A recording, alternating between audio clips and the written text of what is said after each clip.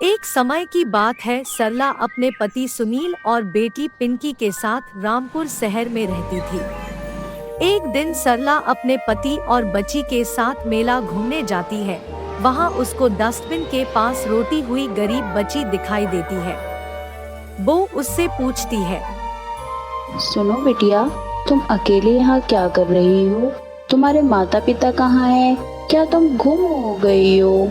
चलो, मैं तुम्हें तुम्हारे माता पिता से मिलवाती हूँ। तुम उनको पहचान लेना कि तुम्हारे माता पिता कौन हैं।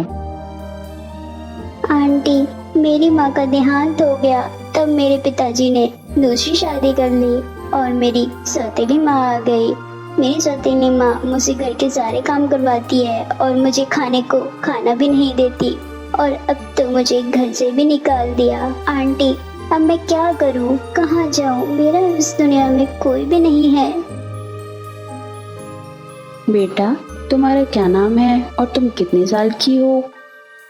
आंटी, मैं 7 साल की हूँ और मेरा नाम रुचि है, लेकिन मेरी सौतेली माँ मुझे काली कलूटी, कलमोही, अंधेरी ऐसे नामों से बुलाती है। आंटी, मुझे अभी बहुत तेज भूख लग रही है।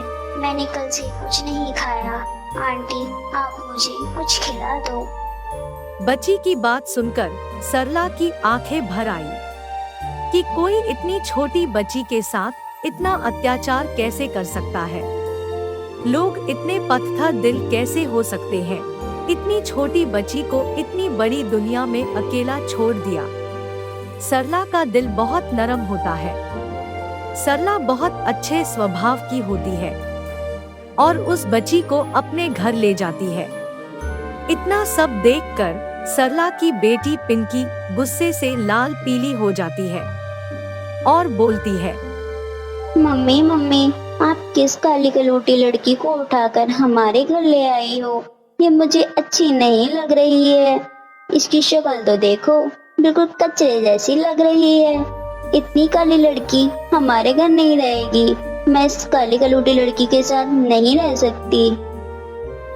पिंकी की बातें सुनकर सरला पिंकी को चिल्लाती है और समझती है कि पिंकी बेटा, इंसान की खूबसूरती उसके दिल से होती है, शकल से नहीं।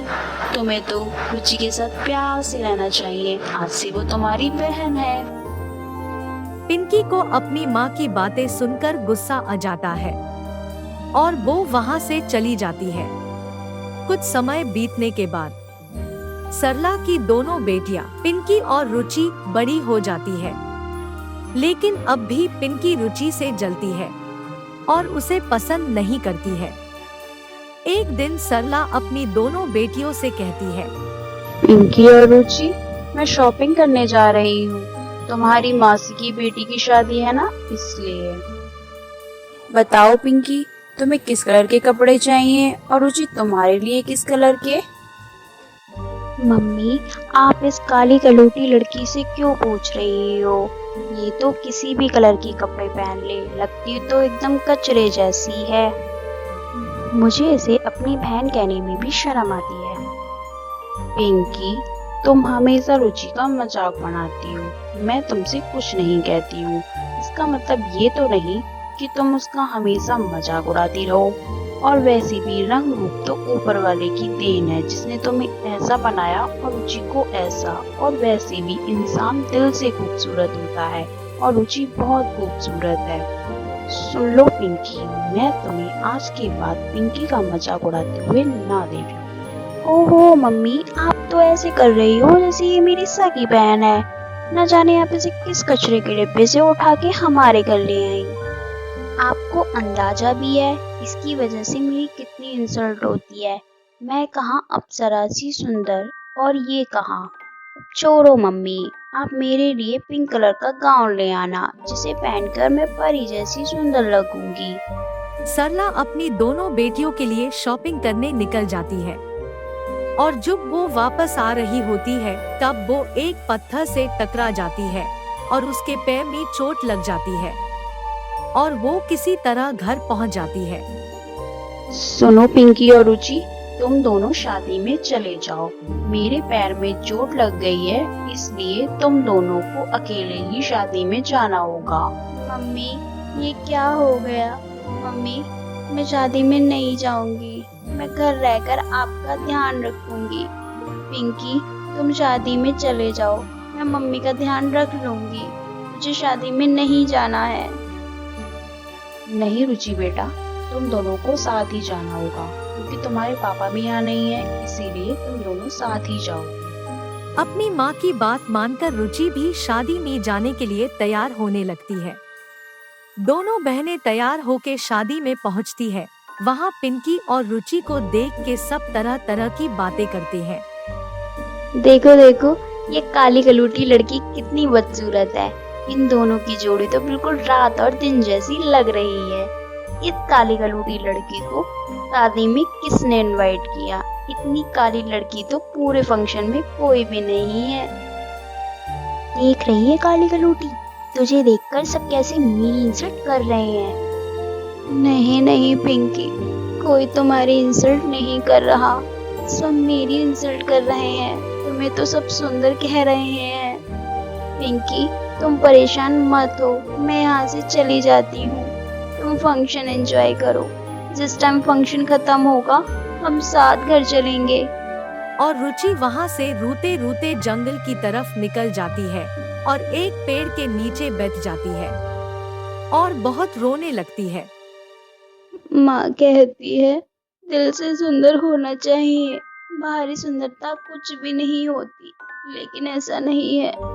सबको बस शक्ल की सुंदरता दिखती है। मुझे ऐसा लगता है मेरा बदसूरत होना इस दुनिया में बहुत बड़ा पाप है। मेरे सुंदर ना होने की वजह से सब मुझसे नफरत करते हैं।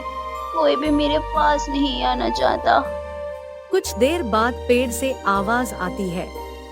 पेड़ रो रो कर कहता है, कोई मुझे पानी पिला दे। तभी इतने में रुचि उठकर पेड़ के लिए पानी लाती है और उसके आसपास की सफाई भी कर देती है। पेड़ खुश होकर रुचि से कहता है, तुम बहुत अच्छी हो, तुमने मेरी मदद की। मैं भी तुम्हारी मदद करना चाहता हूँ। मेरे पेड़ की जड़ के नीचे जादुई पाउडर है, उससे निकालो। ये जादुई पाउडर है, इसे लगाकर तुम बहुत सुंदर हो जाओगी, क्योंकि तुम बहुत अच्छी हो और दयालु भी। यह पाउडर अच्छे लोगों को ही सुंदर करता है।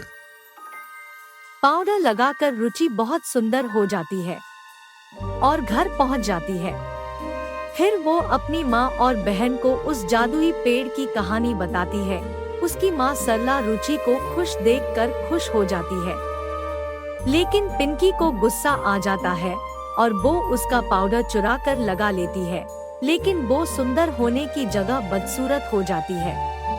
तभी वहाँ रुचि आती है और पिंकी को बताती है कि इस पाउडर को बस वही लोग लगा सकते हैं जिनका दिल साफ और नेक, वरना ये अपना असर उल्टा कर देता है। रुचि पाउडर से प्रे करती है, प्लीज तुम मेरी बहन को पहले जैसा सुंदर कर दो।